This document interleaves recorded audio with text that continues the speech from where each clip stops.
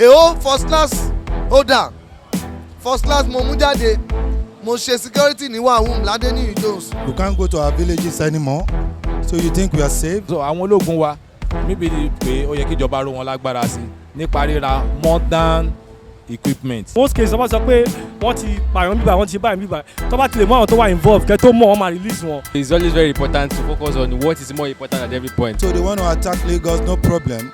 We all know that Nigerians are for themselves. You are a Christian, you are a Muslim, Ọlọ́run òkú àjò. You need something to protect yourself. wọ́n lè máa pariwo wọ́n fẹ́ kidnap politics lèmi ò believe pé wọ́n lè kidnap president. Kọ́lọ́run kó ṣàánú wa Nigerian foundation ó ti weak. Orúkọ tèmi ni ọ̀jọ̀gbọ́n Adélékè. Nǹkan tá a lè ṣe sí security Nigeria yìí.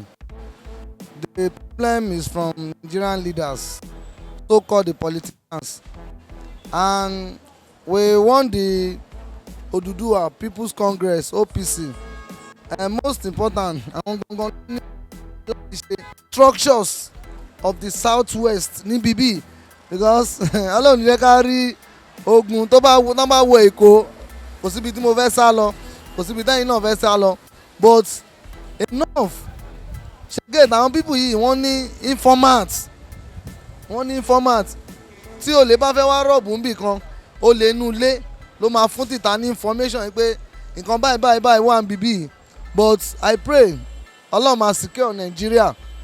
That is my point of prayer and gbogbo àwọn minister àwọn senator yẹn mi ò ríṣẹ́ tó ń ṣe yes torí ọ̀rọ̀ bàbá Awólọ́wọ̀ ń gbà yẹn bàbá ní pé Aso Rock yẹn ni wọ́n ti máa kọ́ bẹ̀rẹ̀ pé Aso Rock yẹn yìí máa di battlefield yes bàbá Awólọ́wọ̀ ti kú that was 1987 gbogbo ọ̀rọ̀ tí bàbá yẹn dẹ̀ ń sọ most especially Fẹlá Aníkúlápó is the messiah singer and is a man of prophecy gbogbo nǹkan tó ń sọ ń gbà yẹn ó ń ṣẹlẹ̀ as Fẹlá Aníkúlápó Kútì is a woman rights activist and is a musician ṣẹgẹt ọ̀rọ̀ tá a máa sọ fáwọn leaders wa tá a bá máa pín ká pín but èmi ò gbàdúrà fún separation but àwọn leaders wa wọ́n ní iṣẹ́ láti ṣe most especially lórí security factors tẹ́lẹ̀ téèyàn bá lọ church èèyàn máa dijú gbà kẹ́mi ẹ̀mí èṣù máa wọnú èèyàn bọ̀ lọ́wọ́ yìí o ò lè lọ church kó o dijú mọ́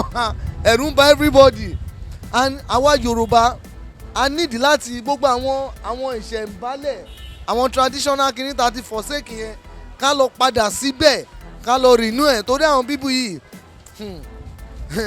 mò ń bọ̀ ọ̀run yabọ̀ kì í ṣọ̀rọ̀ èèyàn kan gbogbo wa ló máa affect each and every one of us ló máa affect but government they are the problem of this country so-called government àwọn ni problem Nàìjíríà yìí for now sí yìí wọ́n máa ní ìlú òda most of things now ìyàwó ilé mi ó ti di aṣẹ́wó yes ìyàwó ilé mi ti di aṣẹ́wó and billions trillions tó ń sọ yẹn ọmọ yahoo ọmọ 16-13 years tó ti lọ ń gé orí èèyàn due to di pé ó nídìí owó ni but when iṣẹ́ bá wà tó bá create more employment youth employment tó empower àwọn èèyàn tí enough good job infrastructure wà like mine now I'm a graduate I graduated from Ọbáfẹ́mi Awólọ́wọ̀ University Great Ife great ni mo ti ṣe tán but unfortunately mo wáṣẹ́ èho first class order first class mo mú jáde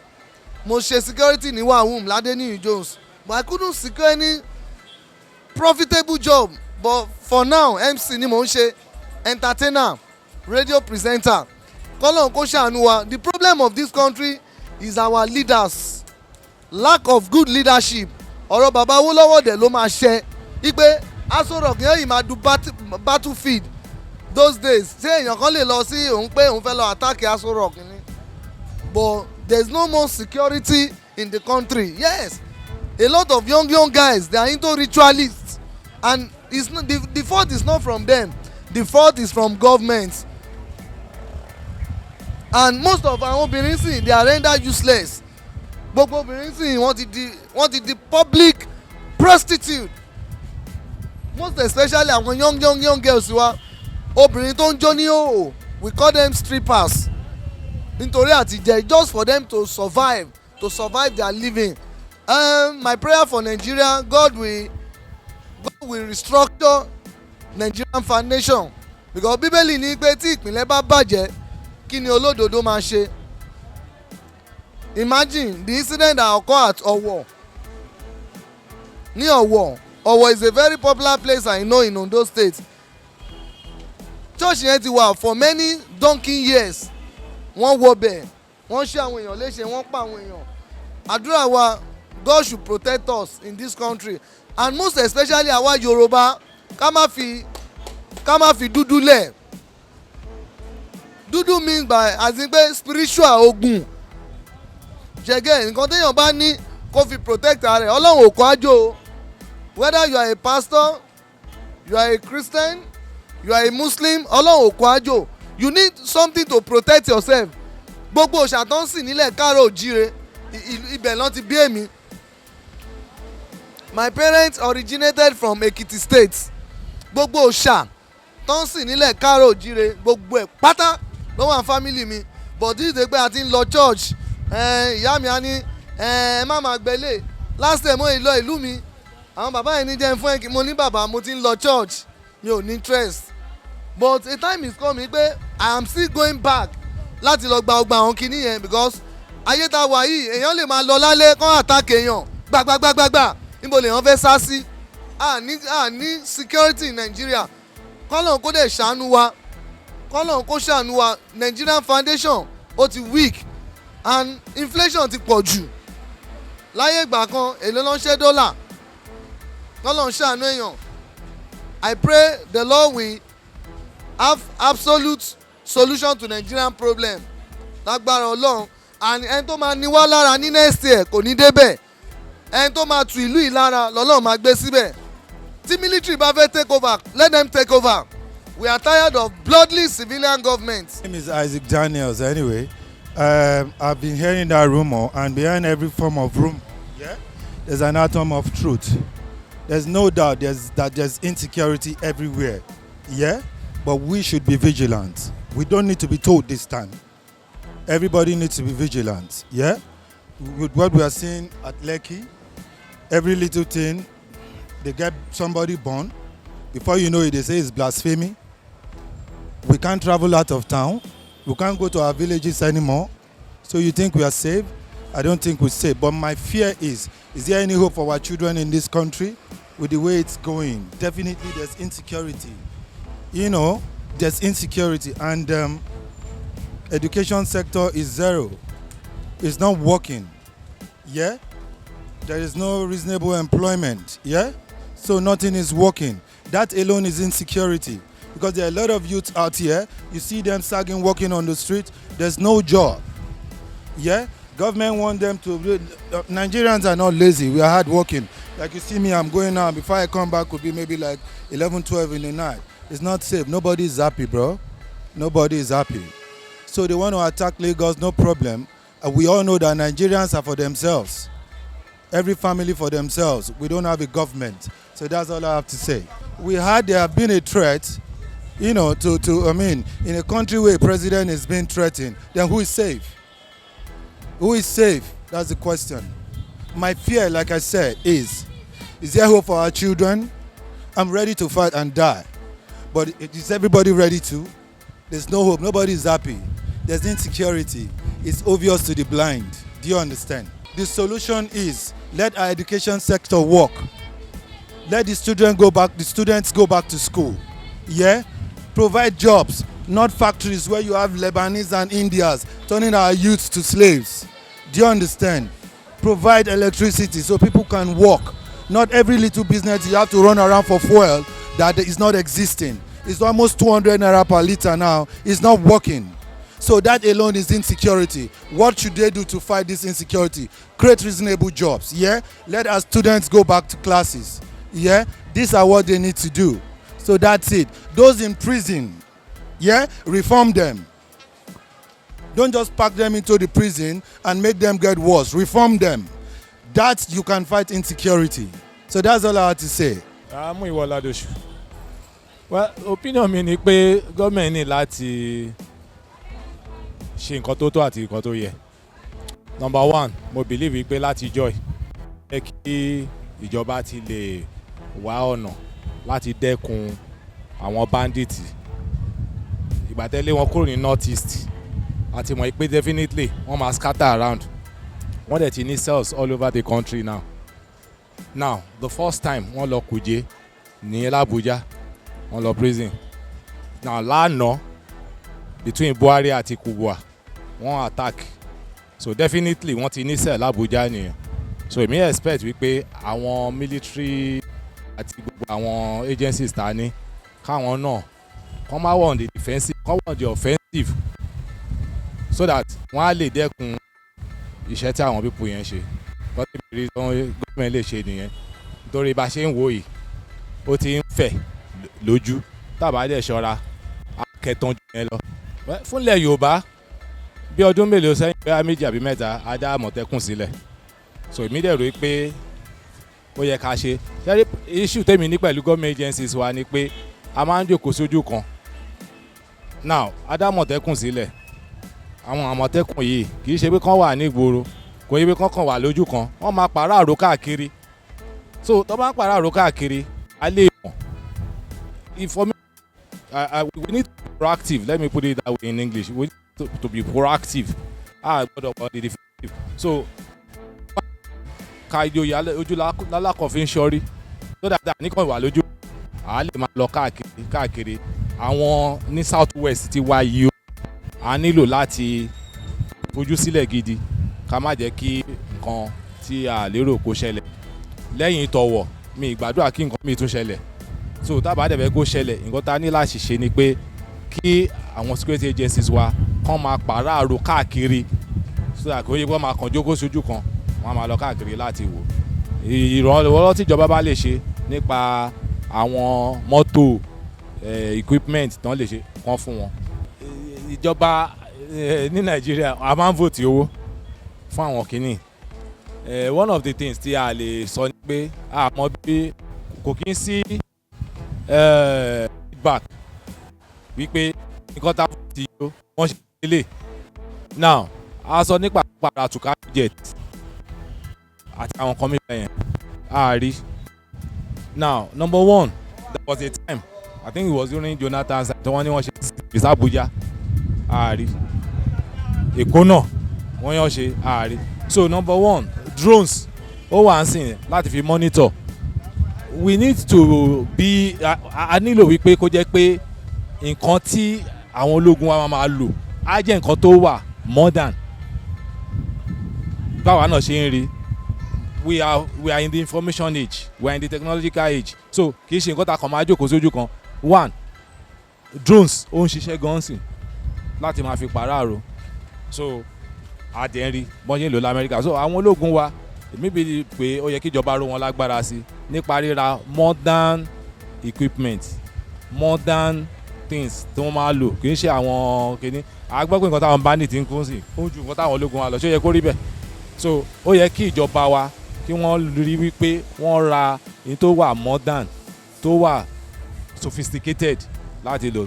Nǹkan ẹyọ kan tó bá rà ó lè dáa ju nǹkan bíi 200 táwọn yẹn bá ní lọ ṣùgbọ́n a ní láti lò ó.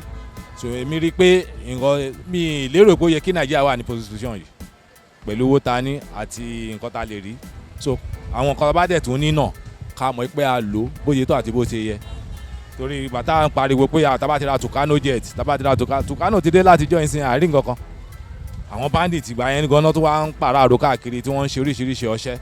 So ó yẹ kí a rí i pé àwọn military wa ká wà well equipped, modern equipment, modern technology, and we need to educate them. And then intelligence gathering. You know, lánàá one of my friends who is a journalist l'Abuja ó ń kọ bí òun ṣe rí tí àwọn bandits tí wọ́n move káàkiri. Ṣé ó yẹ pé yẹn ló máa kọ́? Kò yẹ pé every time tí nǹkan tó bá ti strike ìtàn làwọn ṣe máa ní kíní kan àwa máa kọ report kan. We should be on the offensive and we should gather information. We should make sure that before they strike we know. We should be the one tó máa mọ̀ pé kán tó ṣe o àti mọ̀ pé nígbà tó bá ṣe tán àṣẹ àwọn máa ní àti rí wọn wọ́n wà ní Sokoto wọ́n wà ní kálá kán tó ṣe ló yẹ ká ti mọ̀ àárí bọ́n ṣe ń ṣe lamẹ́ríkà wọ́n máa sọ fún yín pé wọ́n plan àtẹ̀rẹ̀ báyìí wọ́n á dẹ̀ fọ́ ilẹ̀ while they are planning not after they have done it. Moses lorúkọ mi Moses so nǹkan tó ṣẹlẹ̀ gangan ni pé téèyàn bá need full security àwọn local security yẹn náà wọ́n wà important because sometimes wọ́n máa ń gbàbọ̀dè fáwọn àwọn èèyàn so táwọn local security yẹn tó bá gbọ́ information kó ṣe the right things kò yẹ pé tó bá ti rí pé this person ó wà wrong 1 or 2 days wọ́n máa release ẹni yẹn kẹ́ tó mọ̀ ẹ̀ máa ti rí ẹni yẹn tó commit so many things tó ń go on even àwọn tìjọba yẹn náà full security téèyàn bá wo àwọn soldiers yẹn most of them they are wọn kì í ṣe Nigerians so some of them wọ́n wá láti neighbourhood country so from there tó bá ti commit tó bá rí pé wọ́n ṣe wọ́n èèyàn bíi titi wọn ni wọ́n máa free wọn at the end of the day but normally tó bá yẹ pé Nigerians gangan ni wọ́n ó jẹ́ kó máa fún wọn ní proper tó bá ti misbehave wọn yẹ kó máa fún wọn ní punishment tó deserve tó bá ń fún everybody ní punishment tó deserve wọ́n máa rí pé security yẹn máa wà very very tight because most cases tó bá sọ pé wọ́n ti pààyàn bíbá wọ́n ti ṣe báyìí bíbá tó bá ti lè mú àwọn tó wà involved kẹ́ tó mọ̀ wọ́n máa release wọn which means that there are people that involve àwọn èèyàn wà tó yẹ pé wọ́n wà involved nínú matter yẹn so tó bá yẹ pé wọ́n fún wọn ní proper punishment lórí kíní yẹn gbogbo àwọn kíní ó máa ti settle ó ní local area kan tó ń pè lógìjò bẹ́ẹ̀ yẹn tó ní pé wọ́n wà níbẹ̀ tó yẹ pé wọ́n ń ṣe Nigerians wọ́n kàn wá láti èdè tó dẹ̀ ń sọ gan kò ń ṣe èdè Nigeria àwọn Fulanis most of them ni wọ́n so tí ìjọba bá ti lè take proper treatment fún wọn everything máa wà okay is everywhere in this country. nǹkan tí mo kọ̀ rí lọ́rọ̀ matter yẹn ni pé àwọn security yẹn kọ́ máa wà mixed up kọ́ máa jẹ́ bóyá Fulani or kọ́ máa jẹ́ Hausa because mo rí pé tó bá ti jẹ́ Hausa tó bá jẹ́ Fulani yẹn wọn kì í lè solve problem yẹn properly let them mix them up with the different ethnics ẹ máa rí pé solution máa wà honestly kọ́ máa mix wọn kọ́ máa jẹ́ pé Hausa ló máa wà ń bẹ̀ kọ́ máa jẹ́ Fulani ló máa wà ń bẹ̀ because wọn kì í lè ṣe kíní ẹ̀dá tó bá ti pọ̀ mọ́ ìlú wọn ni wọ́n máa ń there will be a kind of bias wọn ní solve solution into a proper way. orúkọ tèmi ni Adéoyèkúnlé to me àdúrà la need ní country yìí because à ń gbóríṣiríṣi and ṣe rí àwọn people yìí wọ́n ṣébò mọ́ we have had a lot nípa wọn wípé wọ́n plan láti ṣe gbá láti ṣàwọ́ even against àwa táwa ní south níbí báyìí táwa ní ilẹ̀ Yorùbá níbí báyìí so àti gbóríṣiríṣi nípa wọn but Ọlọ́run ní fún wọn ṣe ìwọ̀n Nàìjíríà nǹkan tèmi ní fún gbáradì ni wípé kó ní kálukú lọ bẹ̀rẹ̀ sí ní máa gbàdúrà and ká má fi àṣà àwọn bàbá wa lẹ̀ o àwa tá a jẹ́ ọmọ Yorùbá ká má fi àṣà àwọn bàbá wa lẹ̀ àwọn pípọ̀ yìí wọn ò mú lérè fún wa rárá I've heard a lot about them and they are planning evil against us kọ́lọ́n kó yọ wá lọ́wọ́ wọn. Okay, orúkọ mi ni Emmanuel Ọpẹ́yẹmí. My own opinion would just be that the government should focus on what is more important. Yorùbá mi ò lè. So I mean everybody ń sìn election wọn bá káàkiri so tí àwọn bá ní bá fi lè dé sìn gbogbo election and everything wọ́n máa padà cancel election at the end of the day so it's always very important to focus on what is more important at every point. You get so but as far as I'm concerned gbogbo nǹkan tó ń ṣe yìí very soon it will be a thing of the past for me because I don't even plan to be everything ṣe rí ní country ó ti jẹ́ kí ọ̀pọ̀lọpọ̀ wa ká look for another alternative somewhere else. You get so but I think it's high time that the government should take the country seriously. They should focus on what is more important at every time. So the reason why táwọn náà ṣe ṣiṣẹ́ ni pé everybody ń fight for interest ara wọn ni gbogbo gbà so títí báwo bá gba àwọn èèyàn UK ń gba àwọn èèyàn US ń gba àwọn èèyàn so any country tó bá ń gba àwọn èèyàn máa kúrò ń bí and táwọn èèyàn bá ń kúrò ń bí àwa tí à ń kúrò ń bí sí alon develop another country tó yẹ ká máa develop country so wa so tí government ò bá if they don't make the environment conducive for people will keep travelling and leaving the country ṣe get fún àwọn ambassador well I have nothing to say to them because everybody ń jà fúnra wọn náà ni. Yes now bó ṣe wà ń sìn yìí tí báyìí pé Lagos State ṣì wà safe to some extent so ohun tó bá fi lè mú kí nǹkan bẹ̀rẹ̀ sí ṣẹlẹ̀ ní Lagos State ọ̀pọ̀lọpọ̀ ẹ̀ ló máa kúrò ń bí gẹ́gẹ́ tó má jẹ́ fi lè wọ Lagos State it will be a very I can't even quantify how much damage will be done because iye àwọn èèyàn tó ń gbé lẹ́kọ̀ọ́ yìí ẹ̀yin náà mọ̀ báwọn èèyàn ṣe pọ̀ sí now so I don't know advice mi fún government ni pé election tí gbogbo wọn focus lé lórí kọ́kọ́ fi election sẹ́gbẹ̀ kan náà I mean a dìbò fún wọn so that wọn máa represent wa ni So tó ń bá represent interest wa they should just leave the office for people that are willing and able to handle those things. So opinion mi ni fún wọn kí wọ́n focus lórí nǹkan tó wà very important. orúkọ mi ni Àsùnmọ́ Ọláwálé. Lagos State is a safe state. There is not me o wọn kàn wọn gbọ́ lè máa sọ ó mú ṣẹlẹ̀ ní north everywhere but it has never happened in Lagos State. So and I don't believe that it will happen. We got enough security.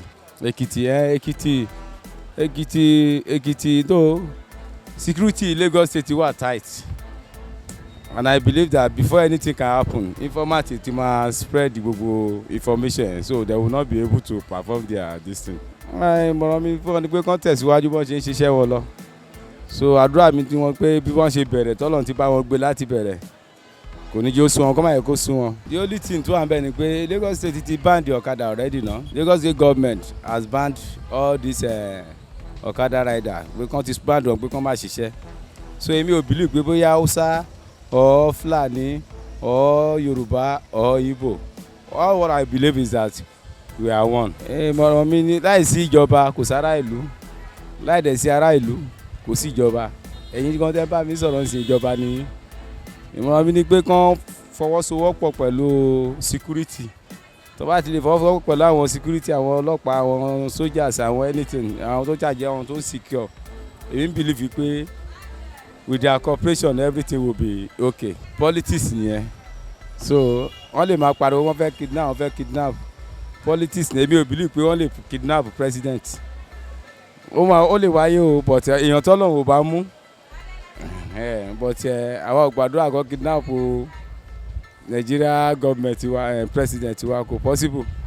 Tiwa ní pé kí àwa civilian ká pa wá pọ̀pọ̀ láti support our security. If you see any strange faces or any strange things in your area, it's your duty to inform the police or security so that they will know what to do.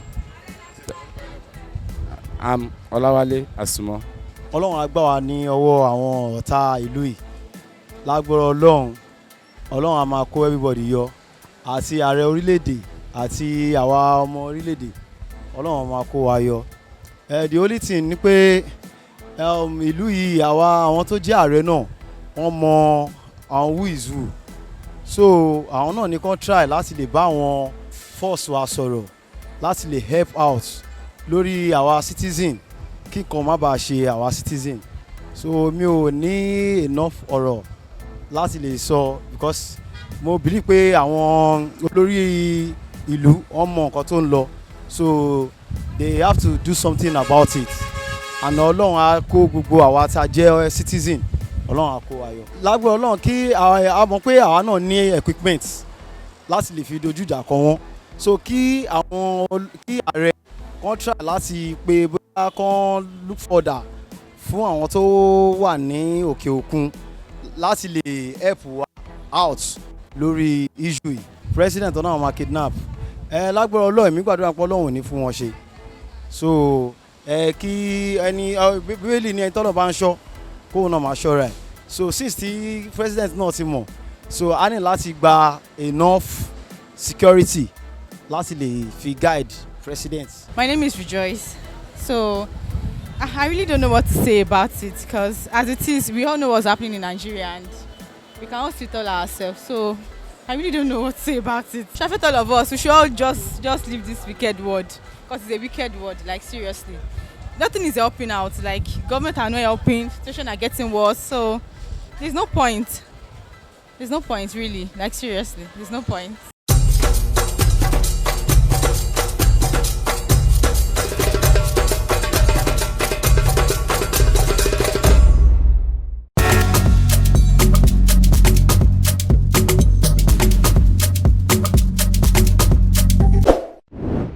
Kilarigbo Live TV ìkànnì amúlùdún àkọ́kọ́ tó ń gbé àṣà àti ìṣẹ̀lẹ̀ Yorùbá lárugẹ. Atagbantagba lóde tagbangba ló ti pápá tó ní kí lóní tagbangba ó ṣe. Àwọn gbàǹkọ́gbì alárinrin ètò ọ̀dọ́ wa ló sodo sí. Mo lè má lè sọ òyìnbó púpọ̀ but nínú Yorùbá tí mò ń sọ àwọn kan yọ Yorùbá ń bẹ̀.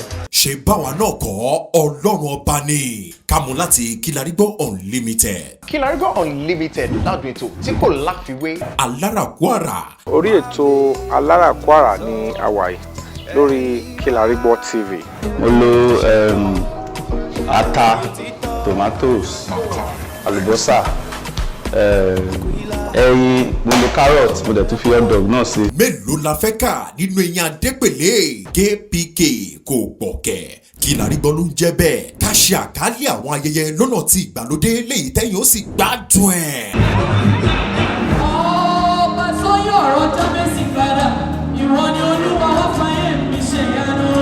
Kilarigbo Live TV gbọ́n pa ẹ̀ fún ìpolówó ọjà tàbí àkálẹ̀ èyíkéyìí ayẹyẹ tẹ́ bá fẹ́ ṣe ìyún event coverage pẹ̀lú owó tí ò gani lára Kilarigbo Live TV ẹ̀rọ amóhùnmáwòrán tíá.